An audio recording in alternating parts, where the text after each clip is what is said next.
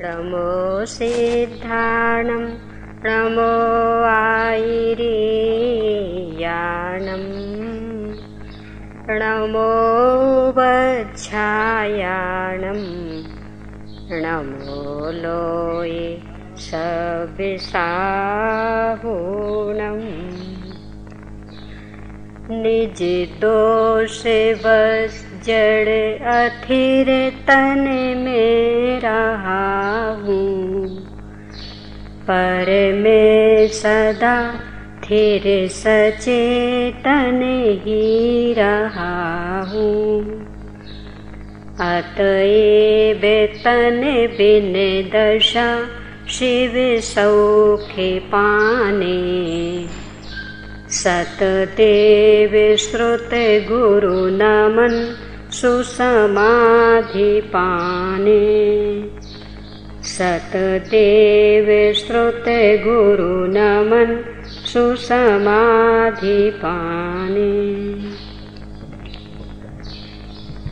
संलेखना के ऊपर अपन चर्चा कर रहे हैं। संलेखना वह पद्धति कि एकमात्र जिसके बल पर सत्स्वभावी ज्ञानानंदमयी भगवान आत्मा को अपने रूप से जानकर पहचान कर उसमें लीनता के बल पर होने वाली अतीन्द्रिय आनंदमय दशाओं को आगे भी ले जाने की पद्धति। संलेखना के बिना यहाँ उपलब्ध किया हुआ कुछ भी आगे नहीं ले जाया जा सकता। सम्यक रत्नत्रय भी नहीं, और इतना ही नहीं, यदि सम्यक रत्नत्रय प्रकट नहीं हुआ तो जो सत स्वभाव के संस्कार थे वे संस्कार भी संलेखना के बिना अगले भाव में जाने वाले नहीं हैं। इसको इस संन्यास भी कहा जाता। संन्यास क्यों कहते? आचार्यों ने बहुत सुंदर मीमांसा इसकी की है। सत न्यास, सत यानी अच्छी प्रकार से, सम्यक प्रकार से, न्यास यानी रखना, यानी ऐसी पद्धति कि जिसको अपनाने से उपलब्ध हुई संपूर्ण सामग्री अच्छी प्रकार से अपने में रखी रहे, नष्ट ना हो। और यदि इसे नहीं अपनाया तो वो अच्छे से नहीं रह पाएगी, नष्ट हो जाएगी।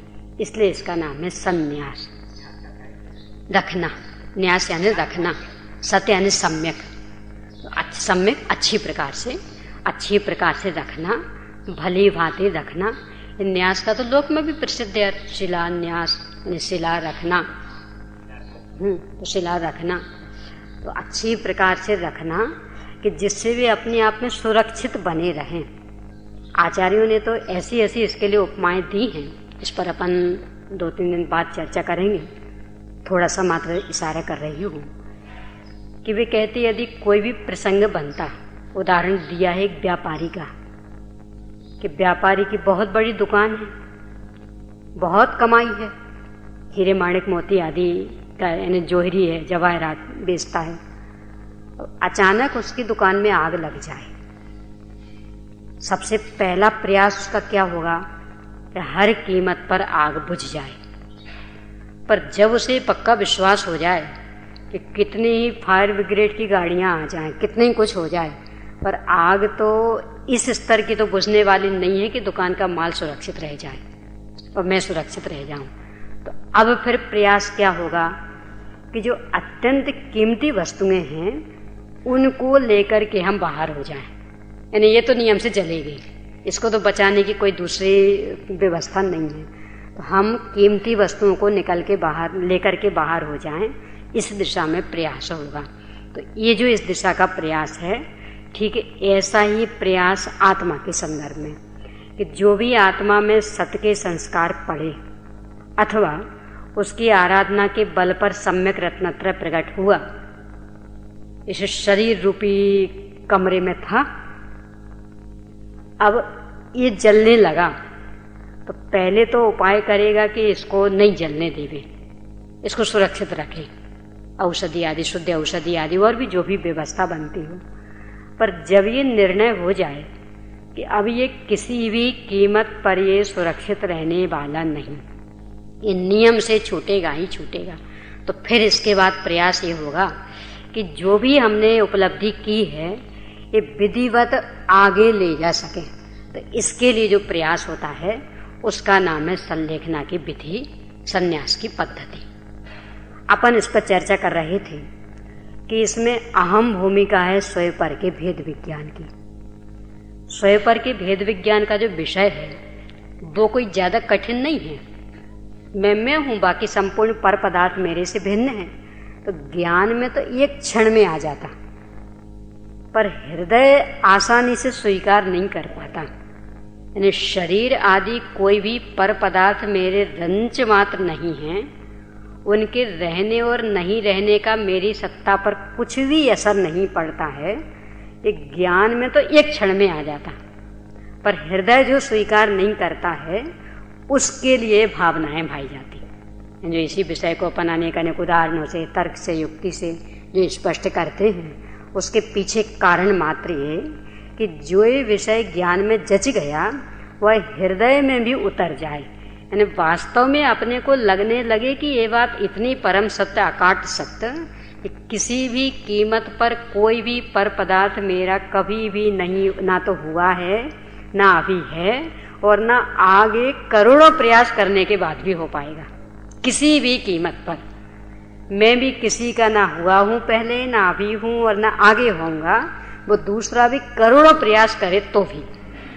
और उनके रहने और नहीं रहने से, अथवा मेरा भी रहना और नहीं रहना, उनके लिए अपनी अपनी सत्ता की दृष्टि से कुछ मायने नहीं रखता। यानी उनका होना और नहीं होना मेरे लिए किसी भी कीमत वाला नहीं। ऐसा ही मेरा होना और नहीं होना उनके लिए कुछ भी असर देने वाला नहीं है।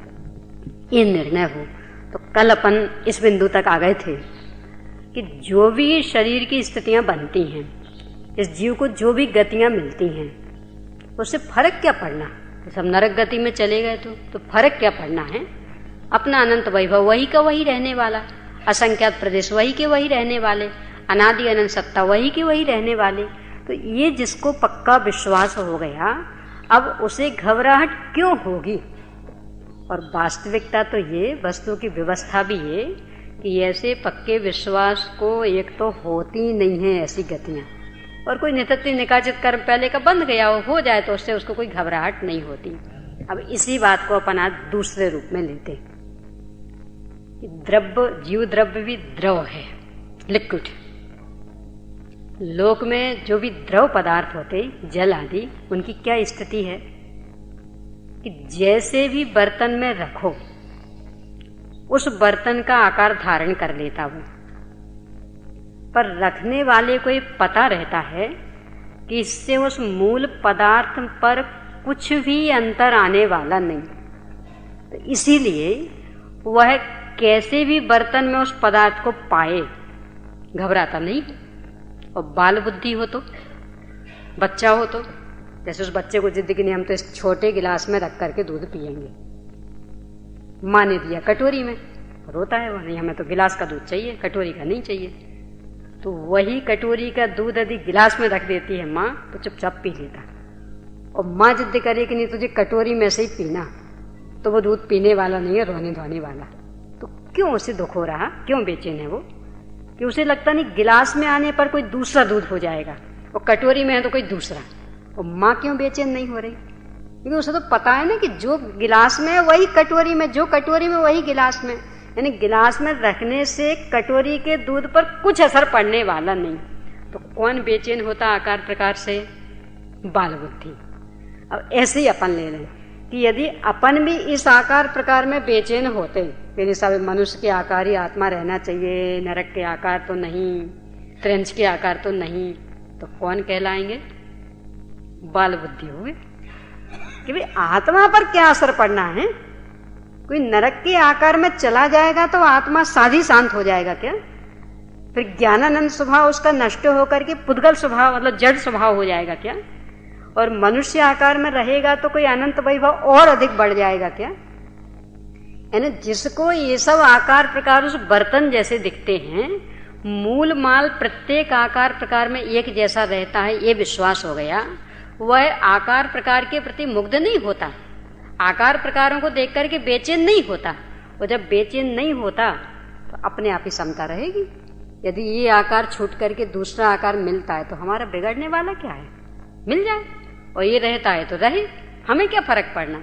तो यदि समता से शरीर छोड़ना है तो ये विश्वास हृदय में जमना चाहिए कि कैसा भी आकार प्रकार रहे उससे मेरी सत्ता पर कुछ भी आंच आने वाली नहीं है, क्योंकि मैं भी द्रव हूं। ऐसी क्षमता है कि जैसे प्रदेश जैसे आकार में जाता हूं वैसा दिखने लगता हूं।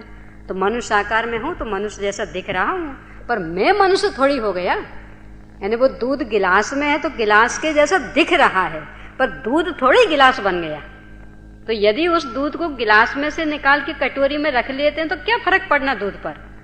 तो ऐसे ही मैं मनुष्य के शरीर में रह रहा हूं तो मनुष्याकार दिख रहा हूं, पर मैं थोड़ी मनुष्य बन गया।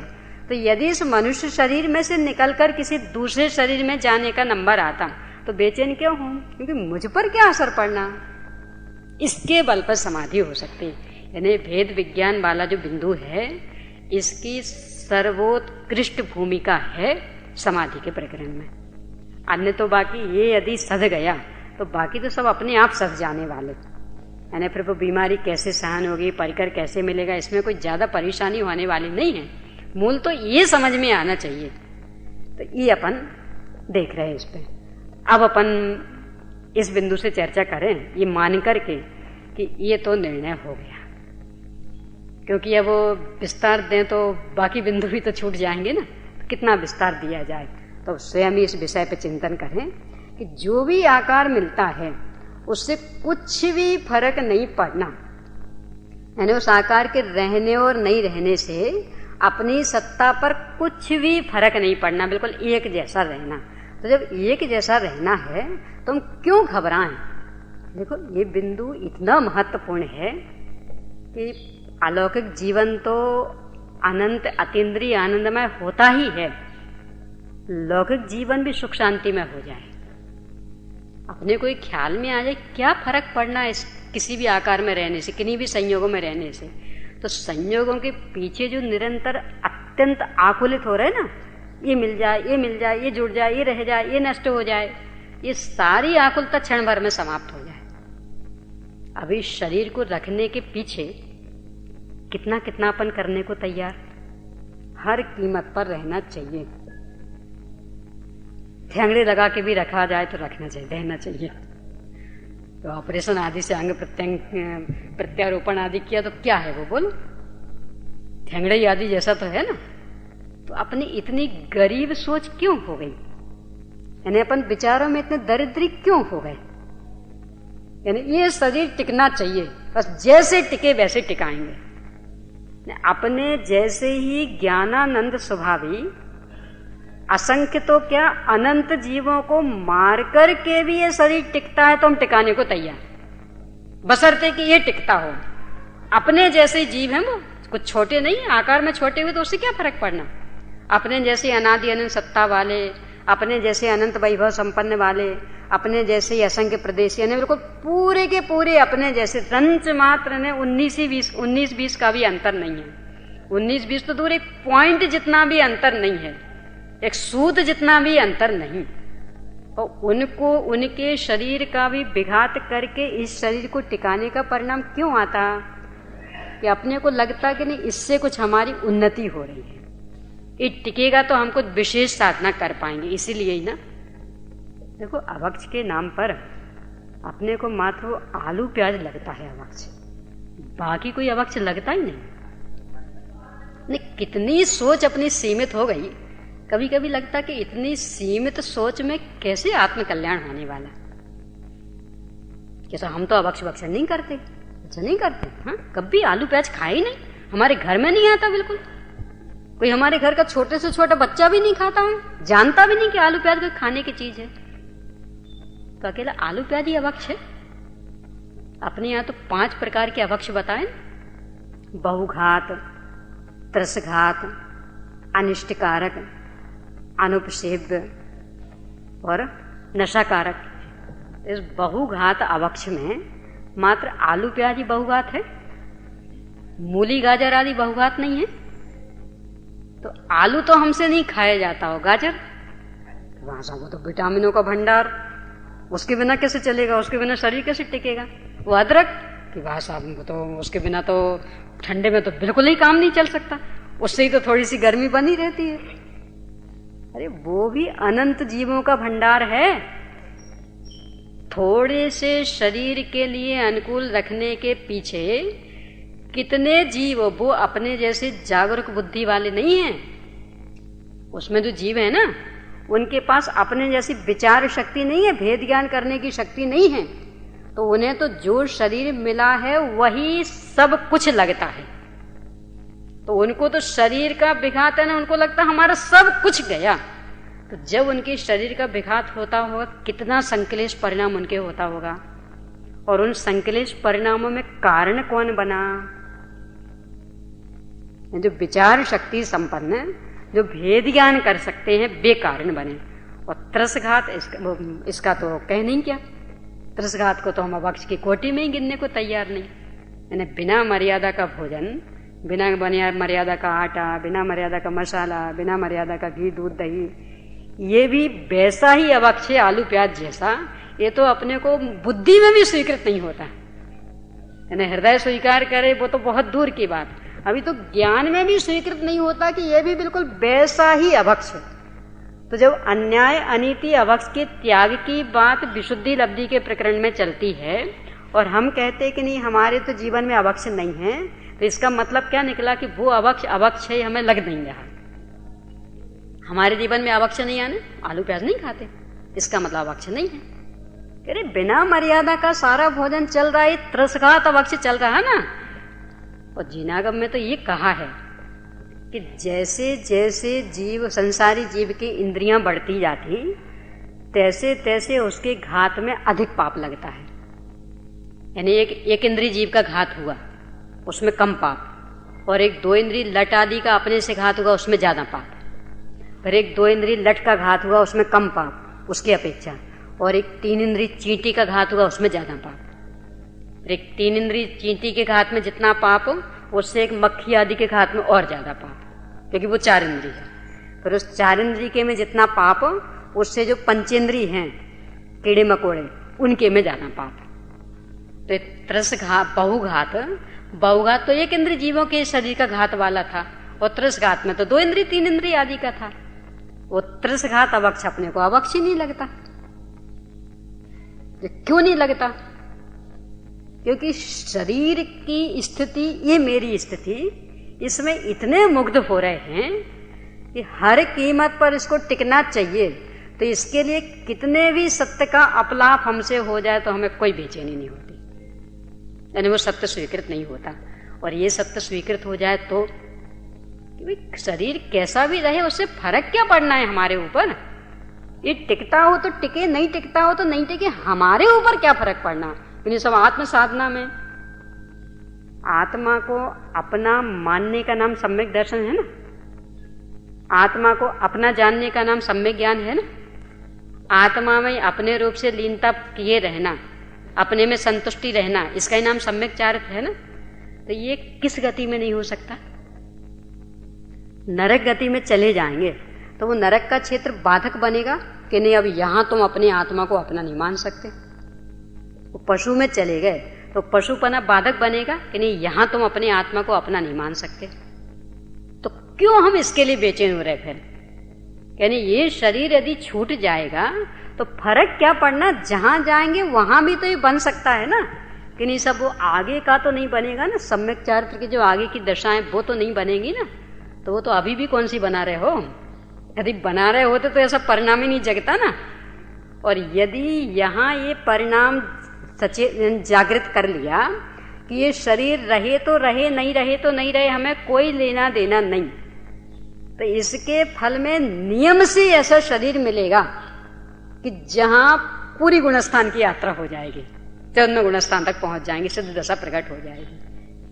और इस शरीर को इसलिए टिकाने का प्रयास है कि सब वो संयम दशा तो इसी शरीर के माध्यम से बनेगी। तब तो ये तो टिकने वाला है ही नहीं, क्योंकि संयम दशा बनेगी ये कह रहे हो, संयम से तो कोसों दूर भाग रहे हो। यानी संयम तो दूर, सदाचार से कोसों दूर भाग रहे हैं। अभी सामने वाला जीव अपने को जीव जैसा नहीं लग रहा, तो स्वरूप लीनता के लिए प्रयास कहां करेंगे? अभी तो ये शरीर ही अपने को सब कुछ लग रहा। कितनी दरिद्र सोच हो गई अपनी। ऐसी दरिद्रता वाला कौन होता? आपकी साड़ी में मान लो वैसे नहीं फटी हो, किसी चीज से फंस के फट गई, यानी है तो बिल्कुल नई, पर मान लो निकल रहे थे, अब वो बेंच में फंस के फट गई, और वो ऐसी फट गई कि इतना बड़ा टुकड़ा निकल ही गया उसका। अब क्या करना? सब देखो नई साड़ी है, 2000 रुपए की साड़ी है, और इतनी सी तो फटी। पहले दिन तो आज पहन के आए थे, तो उसमें थैंगड़ा लगा लो और पहन के आना। ऐसा हम गरीब हैं क्या? नहीं, बहुत महंगी साड़ी है ना। तो बोलो थैंगड़ा, यदि थैंगड़ा तो समझ रहे हैं ना क्या बोलते हैं आपकी भाषा में? थैंगड़ा ही बोलते हैं ना। यानी जो वो कोई भी कपड़ा फट जाए तो उसमें जो दूसरा अलग से लगा लेते हैं, पैबंद जो भी सम बोलते हो। यानी कोई भी कपड़ा फट जाए तो उसकी जो वो छेद हो गया उसको ढकने के लिए जो अलग से ऊपर से अपन कपड़ा लगा के सिल देते वो। तो यदि ऐसा कोई भी कपड़ा हो जाए, बहुत बढ़िया से बढ़िया साड़ी, यानी 5000 रुपए की साड़ी भी हो, वो अचानक कहीं भी फंस के फट गई, तो उसमें उसी स्तर का थैंगड़ा, ऐसा वैसा नहीं, उसी स्तर का मिल जाए कपड़ा कहीं भी। मान लो कोई दूसरी की भी साड़ी फट गई थी, अब वो दोनों साड़ी बेकार पड़ी, तो एक का थैंगड़ा दूसरे में लगा लें तो कम से कम एक साड़ी तो सुरक्षित हो जाएगी ना। तो वैसा का वैसा यदि कपड़ा मिल जाए, पर जोड़ना पड़ेगा, तो उस जोड़ लगी हुई साड़ी को पहन करके सबके सामने आने का भाव जगेगा क्या? बोलो सब क्या कहेंगे ये लोग? 5000 की साड़ी है, क्या फर्क पड़ना, बाकी जो हमारे 4000 के हैं उनको पहन लेंगे, पर ये थैंगड़ा लगी, पैबंद लगी साड़ी तो पहन करके नहीं आएंगे। क्यों? सब एक गरीबी की निशानी है, इसलिए ही ना। और शरीर में कितने पैबंद लगाना चाहते हैं? नाक कट जाए तो नाक जोड़ लेंगे प्लास्टिक की, कान कट जाए तो प्लास्टिक का कान जोड़ लेंगे, टांग कट जाए तो टांग प्लास्टिक की लगा लेंगे, सभी अंगों का प्रत्यारोपण हो जाता ना। तो यहां क्यों अपने को शर्म नहीं आती? यानी शरीर को हर कीमत पर टिकाने का परिणाम क्यों आता? कितने ही जोड़ लग जाए, इसमें कितने ही पैबंद लग जाए, पर बशर्ते कि ये टिकता हो तो हम वो सब करने को तैयार। इन्हीं सब जो वो ये अंग आपका खराब हो रहा है ना, ये यहाँ प्लास्टिक का काम नहीं आएगा, यहाँ किसी दूसरे मनुष्य का ही वो अंग प्रत्यारोपित करना पड़ेगा। तो टिक तो जाएगा ना शरीर, लेकिन 5% है संभावना, बाकी 95 तो नहीं। तो 5 तो है ना कि हाँ लगभग, वो भी गारंटी तो नहीं कह सकते, लगभग तो कोई बात नहीं, लाओ। यानी दूसरे मनुष्य की जिंदगी उस 5% की गारंटी के बल पर नहीं, संभावना के बल पर।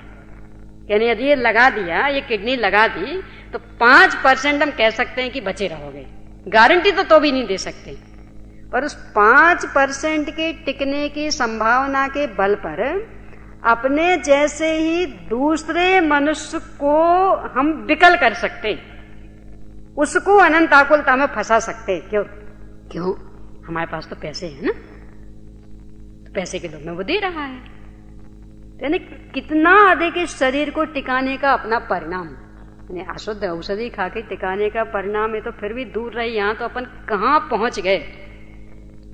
यानी वेद जीव तो जैसे मान लो अपन ये भी कह सकते कि सब हमें दिख नहीं रहे, ये मनुष्य तो दिख रहा है ना साक्षात। या आप तो वृद्धावस्था को पहुंच गए तो बिल्कुल हट्टा कट्टा जवान दिख रहा है ना। अभी इससे तो कितनी कितनी आशाएं बांधी जा सकती हैं ना, तो अभी उस पैसे के वशीभूत करके उसको और उसका जीवन बर्बाद करने को हम तैयार हैं। क्यों? क्योंकि अपने को लगता कि ये शरीर टिका यानी मेरा अस्तित्व, और ये छूटा यानी मेरा अस्तित्व खत्म। यहां क्या लिख रहे हैं कि आत्मा कैसे भी शरीर में रहे, उससे उसके अस्तित्व पर कुछ भी आंच आने वाली नहीं। यानी मनुष्य के शरीर में रहे तो भी हो, पशु के शरीर में रहे तो भी, कहीं भी चला जाए, अरे इतना ही नहीं, निगोद में भी चला जाएगा तो भले ही उसे जानने की क्षमता ना रहे कि मैं अनंत वैभव संपन्न, तो भी अनंत वैभव में कहीं कोई कमी आने वाली नहीं है। यानी अनंत वैभव ज्ञान का भी मोहताज नहीं है। कि सब यहाँ तुम जान ही नहीं पा रहे, तो भले नहीं जान पा रहे हो, पर तो भी अनंत वैभव वैसा का वैसा सुरक्षित। अब ये विश्वास जिसको रहे तो वो लोग वर्तमान जीवन भी कितना सुंदर हो जाएगा। फिर वो शरीर को इस कीमत पर सुरक्षित रखने के लिए करोड़ों की कमाई करने का भाव करेगा, दूसरों को कैसे भी फंसा करके उसकी जेब काटने का परिणाम करेगा। क्या करना क्या है हमें संग्रह करके, किस लिए चाहिए इतना पैसा? सामान्य शुद्ध सात्विक दाल रोटी खाने के लिए तो उतना नहीं चाहिए, ये तो पेटी भरने के लिए। कभी सा वो शरीर में ऐसा हुआ तो उसके लिए फिर वो करोड़ों भी कम पड़ जाते हैं। तो हमें चाहिए ही नहीं ना ऐसा शरीर, ठेंगड़ा वाला हमें चाहिए ही नहीं ना। अरे कल छूटता हो तो आज छूट जाए ना, फर्क क्या पड़ना। मेरी भावना में जो आती ना पंक्ति, लाखों बरसों तक जीऊं या मृत्यु आज ही आ जावे, ये भावना जहां रहे तो अब बोलो कितना अन्याय कर सकता, कितना अभक्ष भक्षण कर सकता, अपने आप ही शुद्ध सात्विक जीवन हो जाए। आचार्य अमृतचंद्र स्वामी तो अपने समय सार की गाथा नंबर 96 की टीका में और भी गजब की बात लिखते। वे क्या लिखते? आत्मा तो कभी मरता ही नहीं है, आत्मा तो अमृत स्वरूप है। मृतक कलेवर में अमृत स्वरूप विज्ञान घन आत्मा मूर्छित हो गया है। ने इसको नाम क्या दे रहे? मृतक कलेवर। जिंदा नहीं है, पुद्गल है ना। पुद्गल में तो जीवत्व नाम का गुण ही नहीं है, तो वो जिंदा कैसे हो सकता? तो ये जो मृतक कलेवर है इसमें अमृत स्वभावी है, यानी जो कभी भी नहीं मरता, जो अनादि अनंत जीवन तत्व। हम जानते हो तो और नहीं जानते हो तो, निगोदिया जीव तो नहीं जान पा रहा ना, उसके पास क्षमता भी नहीं, तो भी वो अनादि अनंत जीवन तत्व, वो सिद्ध भगवान उस रूपी जी रहे तो भी वे जीवन तत्व। यानी मैं जो अनादि अनंत जीवन तत्व अमृत स्वरूपी विज्ञान घन आत्मा, ये इस मृतक कलेवर में मूर्छित हो गया है, इसलिए सारी विडंबनाएं बन गई। तो अब इन विडंबनाओं को नष्ट करना हो तो उपाय क्या? कि ये समझ में आ जाए कि ये तो अनादि अनंत मृतक कलेवर ही है, पुद्गल ही है, इसमें तो जीवन शक्ति नाम की कोई शक्ति ही नहीं है। तो इसके लिए कितना भी प्रयास किया जाए ये तो कभी जीता ही नहीं है। और मैं तो अमृत स्वभावी हूं, मेरे में तो मरने का स्वभाव है ही नहीं, मेरी तो अनादि अनंत जीवत्व शक्ति। तो मैं विज्ञान घनमय और अमृत स्वभावी भगवान आत्मा हूं, तो मेरा इसके साथ में कुछ संबंध बनने के लिए गुंजाइश ही नहीं है कहीं। यानी ये रहे कि नहीं रहे, इससे मेरी सत्ता पर कुछ फर्क पड़ने वाला नहीं। ये विश्वास हो तो वर्तमान जीवन भी और आगामी जीवन भी कितना सुखमय बने, कितना शांतिमय बने, कितना न्याय नीति वाला हो जाए, अहिंसक हो जाए, सदाचारी हो जाए, ये उपाय। और एक समाधि मरण पाठ में तो पता क्या लिखते हैं? मुए संग रह कर बहुत हम मुए, मगर आज निर्गुण निरंजन हुए। क्या लिख रहे? कि मैं मरने वाला नहीं था, तो ये जो मुआ था ना, ये मरा हुआ, इसके साथ में रह करके ऐसा व्यवहार हुआ कि मैं मर गया।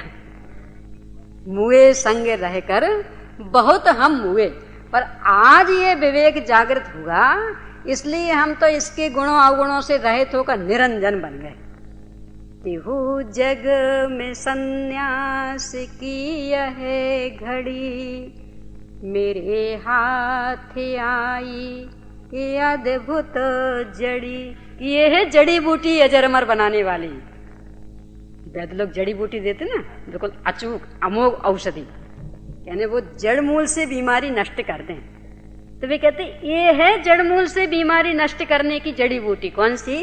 कि मैं मुए संग रह करके भले मृत कहलाता रहा, ये लोक में व्यवहार चलता रहा कि ये मर गए, कि ये मर गए, पर मैं नहीं मरा था, ये मरा मराया ही मर रहा था। और वो मरा मराया मर क्या रहा था? बस छूट गया था। वो तो मरा मराया था ही, वो जीवन जीवित तत्व था कहाँ के जो मरे। तो ये जो मरा हुआ था इसका संग हम कर रहे थे, और अब वो संग विघटित हो गया, तो इसको दुनिया ने कह दिया था कि मर गया, पर मैं नहीं मर रहा था।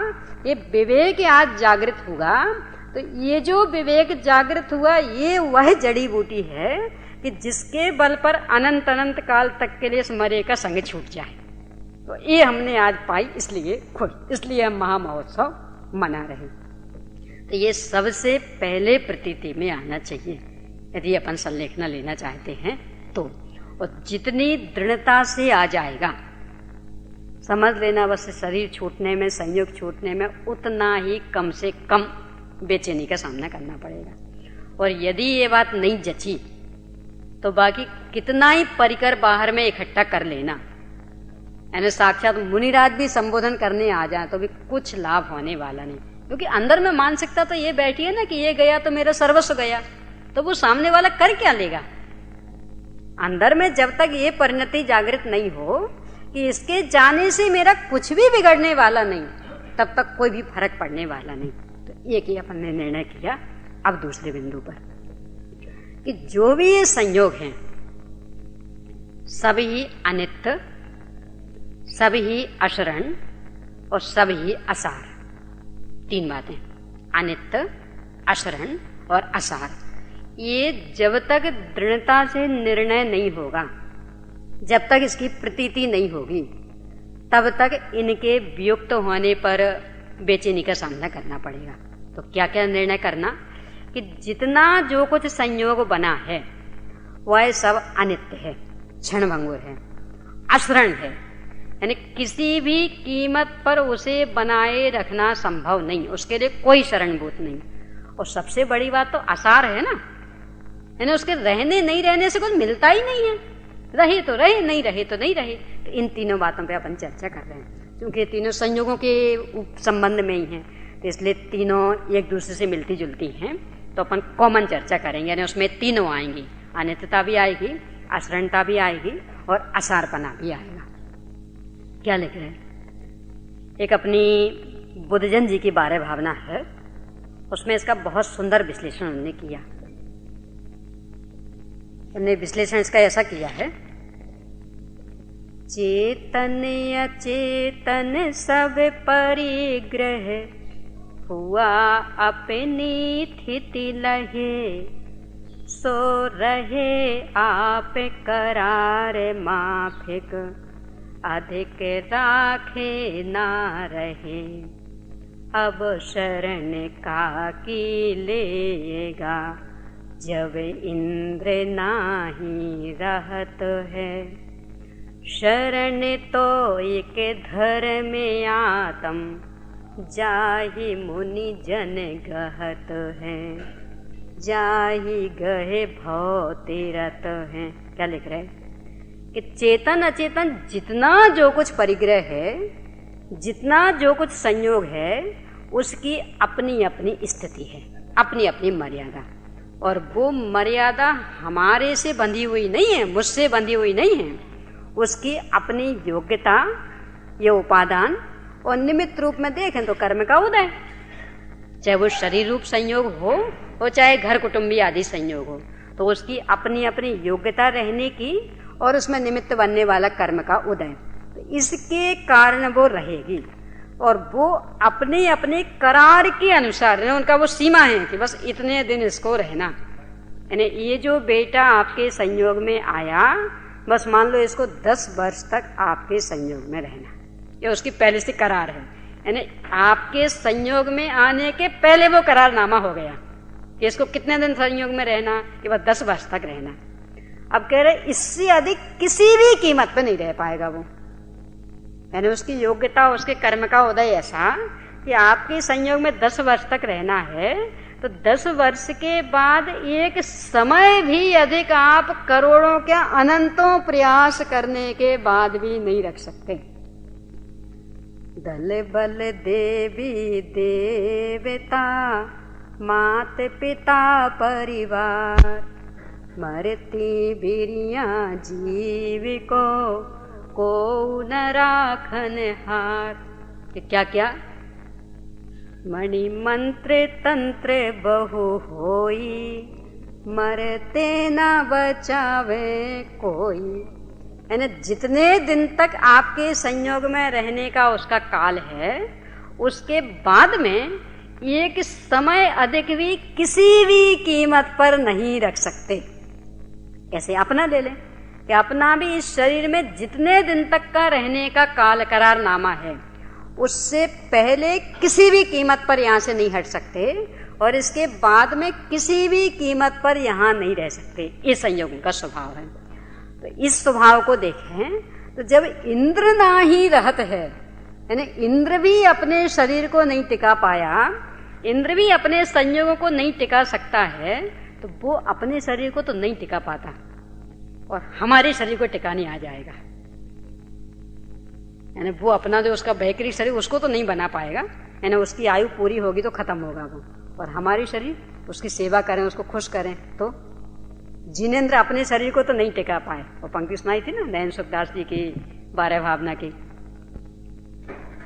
भय तीर्थंकर से बलि तन के नहीं चली, मौत नहीं टली तो अब क्या करिए, जिस पंथ चले भगवंत वही आचरिए। इंद्र का भी उदाहरण आ गया, जिनेंद्र का भी आ गया कि इंद्र भी अपने संयोगों को किसी कीमत पर नहीं रख पाता। रागियों में सबसे अधिक शक्ति संपन्न है तो इंद्र, इतना शक्ति संपन्न 1,00,000 योजन जम्बूद्वीप को गेंद की तरह घुमा देवे, इतना शक्ति संपन्न। तो वो भी अपने संयोगों को नहीं टिका पाता किसी भी कीमत पर। और वीतरागियों में सबसे अधिक शक्ति संपन्न जिनेंद्र भगवान, तो वे भी अपने शरीर को नहीं टिका पाते, तो अब किसकी शरण लें? क्या लिख रहे हैं? अब शरण का की लेगा जब इंद्र नाही रहत है। कि अब कौन रहा शरण देने वाला? किसकी शरण में जाना चाहते हो? कि सब वो डॉक्टर तो रख देगा, वो टाइम पे मेडिसिन मिल जाएगी तो हो जाएगा काम, मेडिकल हेल्प मिल जाएगी, तो कि वो डॉक्टर तो अपने शरीर को रख लेगा ना सुरक्षित। जो हार्ट स्पेशलिस्ट होंगे उनको तो कभी हार्ट अटैक नहीं होगा ना। तो जब वो स्वयं अपने को नहीं बचा पा रहे तो हमें बचाने आ जाएंगे। जब उनकी दवा स्वयं उनके ऊपर कारगर सिद्ध नहीं हो रही तो हमारे ऊपर कैसे सिद्ध हो जाएगी? क्योंकि अपने लिए तो व्यक्ति सर्वोत्कृष्ट करता ना, उसमें तो बेईमानी नहीं करता ना। तो जब स्वयं उनके लिए ही वो सिद्ध नहीं हो पा रहा तो हमारे लिए क्या मदद कर देंगे? वो सिकंदर का भी याद कर लेना कि जब पक्का निर्णय हो गया कि अब किसी भी कीमत पर नहीं बच सकते, तो कह दिया कि भैया अर्थी निकालो, जनाजा निकालो। तो ये जो लुकमान वैद्य बैठे हैं ना, ये ही कंधा देवे। सब क्यों? आपके इतने सारे बेटे हैं ना। नहीं, इसके पीछे मेरा दूसरा उद्देश्य। क्या उद्देश्य? कि सामान्य जनता को लगता है ना कि क्या करें, वो वैद्य डॉक्टर नहीं मिल पाए ना, इसलिए बेचारा चला गया। यदि वैद्य डॉक्टर मिल जाते तो शायद। तो ये जो इनको भ्रम है, ये भ्रम कम से कम मेरा जनाजा देख करके तो टूटे कि इतने बड़े बड़े लुकमान वैद्य थे, 24 घंटे हाजिर, और फिर भी नहीं बचा पाए। इसका मतलब ये कोई शरणभूत नहीं है, यानी इनके माध्यम से एक पल भी यहां रहने की संभावना नहीं है। ये निर्णय हो तो ये डॉक्टरों का सानिध्य टूटे, परिवारजन भी तब इन सब व्यामोह से हटें। क्या होने वाला? आयु के निषेक शेष हैं तो शरीर टिकने वाला, डॉक्टरी मदद बिल्कुल नहीं मिले तो भी, और आयु के निषेक यदि शेष नहीं है तो कितने ही डॉक्टरों को इकट्ठा कर लेना, कुछ असर पड़ने वाला नहीं। ऐसे बीमारी जो भी आई उसमें भी बीमारी मिटने की योग्यता होगी तो आप साधारण सा पानी पिएंगे उससे भी बीमारी मिट जाएगी, और बीमारी मिटने की योग्यता नहीं होगी तो पूरी दुनिया के स्पेशलिस्ट डॉक्टरों की भी दवा लेना तो भी कुछ असर पड़ने वाला नहीं। बीमारी दिन दूनी रात चौगनी बढ़ती जाएगी, क्योंकि उसका संबंध तो पुण्य पाप के साथ में है, शरीर रहने का संबंध तो आयुष कर्म के साथ में है, यानी दवाइयों आदि के साथ में है ही नहीं। तब कहीं ये मनोवृत्ति आएगी कि नहीं, अब डॉक्टर औषधि हमारे लिए शरणभूत नहीं, तब कहीं ये भाव बन पाएगा। धर्माते मानिकते हो चर्चा धर्म सुनावे, वो सावधान रखे गाफिल न होने पाऊं, तब कहीं बनेगा ये भाव। अन्यथा अभी तो क्या है, थोड़ी भी बीमारी है, बुलाओ डॉक्टर को, जल्दी बुलाओ। आप लोग देर करते हो, इतनी भी हमारी चिंता नहीं, हम कितने तड़प रहे हैं। यदि शरीर छूट गया तो ये भाव आएगा। नहीं बुलाएगा तो उसको डांटेंगे, उसको फटकारेंगे, और वो कुछ बहाने बनाएंगे तो अंदर में भयंकर संकलेश परिणाम भोगेंगे। तो देखो तो इतना सारा कमा के रखा, इनके लिए कमा के रखा, और फिर भी ये हमारे प्रति इतना भी खर्च नहीं कर सकते, ये भाव आएगा। और यदि ये बात जच गई तो भाई डॉक्टर वैद्य क्या कर लेगा, यदि आपका पुण्य का उदय नहीं होगा तो ये औषधि क्या कर लेगी, और वो भी अभक्ष, यानी जिससे नियम से पाप बनने वाला। तो पाप कभी पाप को धो पाएगा? यानी जो बीमारी आई वो पुण्य के उदय से कि पाप के उदय से, और उसको मिटाने के लिए क्या कर रहे हैं अपन, अभक्ष भक्षण किया, अशुद्ध औषधियां खाई, तो उससे पाप और बढ़ेगा कि कम होगा? तो पहले का तीव्र पुण्य पड़ा हो ना पल्ले में, तो वर्तमान का ये पाप थोड़ा सा मंद रहता, तो मिटी तो थी बीमारी उस पहले के पुण्य के उदय में, और अपने को लगता नहीं ये जो मैंने औषधि खाई ना इससे बीमारी मिट गई। पर ये भूल जाते कि कहीं पाप से पाप धुला है आज तक क्या? तो पाप के उदय में बीमारी आई, अशुद्ध औषधि खाने का परिणाम पाप, तो पाप से पाप तो कभी नहीं धुल सकता। तो वो तो पहले का कोई तीव्र पुण्य का उदय पुण्य पड़ा था, उसका उदय आ गया एक साथ, तो उसमें वो बीमारी मिटी हुई जैसे दिखती है। पर ये जो अभी पाप का बंद हुआ, जब इसका उदय आएगा तब पता लगेगा कि जो दवा लेकर के अभी लग रहा कि इससे मेरी बीमारी मिट गई, जब इस पाप का उदय आएगा तो यही दवा उल्टी बीमारी को बढ़ाने में कारण बन जाएगी। यानी 10 बार खाई थी तो उससे बीमारी मिटी हुई लग रही थी, और 11वीं बार खाई तो उससे ही बीमारी और बढ़ गई।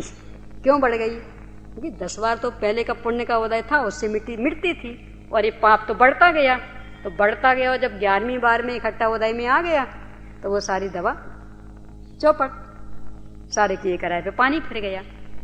तो ये जहां अपने को विश्वास रहेगा कि ये जो संयोग मिले हैं इनको किसी भी कीमत पर स्थायी नहीं रखा जा सकता, किसी भी कीमत पर रागी वीतरागी कोई भी स्थायी नहीं रख सकता, तब कहीं जाकर के इनसे मनोवृत्ति हटेगी कि जब स्थायी रख ही नहीं सकते तो क्यों इनके पीछे लगें, क्यों इनको लेकर के पाप परिणाम करें। देखो, इनको रखने के लिए जो भी अपन तीव्र आकुलता करेंगे, जो भी गलत काम करेंगे अन्याय नीति अभक्ष भक्षण के, इससे पाप बंद होगा और उसका उदय तो नियम से अपने को भोगना पड़ेगा, और ये संयोग तो उस कीमत पे भी टिकने वाला नहीं। यानी अभक्ष भक्षण का परिणाम किया और यदि नरक आयु बंद गई और नरक में जाना पड़ा तो वहां की सारे संयोग सारी प्रतिकूलताएं तो भोगनी पड़ेंगी, और ये शरीर तो उस अभक्ष भक्षण में भी टिकने वाला नहीं, ये तो आयु के अनुसार टिकेगा। तो ये निरंतर निर्णय करना है कि जो भी संयोग है वो पूर्णतया अस्थिर, पूर्णतया क्षण भंगुर, उसका संबंध हमारी इच्छा के अनुसार नहीं है, उसकी अपनी रहने की योग्यता और तत्संबंधी कर्म का उदय, वो कर्म का उदय मेरा भी हो सकता, उसमें निमित्त, और उसका भी हो सकता, तो उसके अनुसार वो संयोग रहेगा, इससे अलग कोई भी उसकी व्यवस्था नहीं है। यानी उसकी अपनी योग्यता अनुसार रहेगा और कर्म के उदय के अनुसार रहेगा। इसके आगे लाख प्रयास क्या अनंत प्रयास करने के बाद भी रंच मात्र उनको रखने की सामर्थ्य इंद्र जिनेन्द्र आदि किसी में भी नहीं है, मेरी तो क्या गिनती। तो ये निर्णय रहे तब कहीं इन संयोगों पर से अपनी दृष्टि हटेगी। ये अस्थिरता का हुआ। समय अपना हो गया, शेष चर्चा कल करेंगे।